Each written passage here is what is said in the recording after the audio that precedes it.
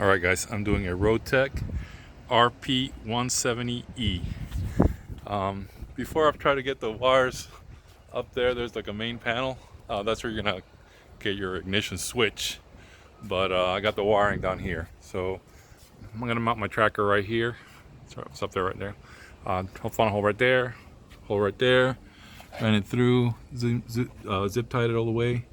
I found a hole right here in the relay panel, and here's your ground bus bar. I grounded it right there.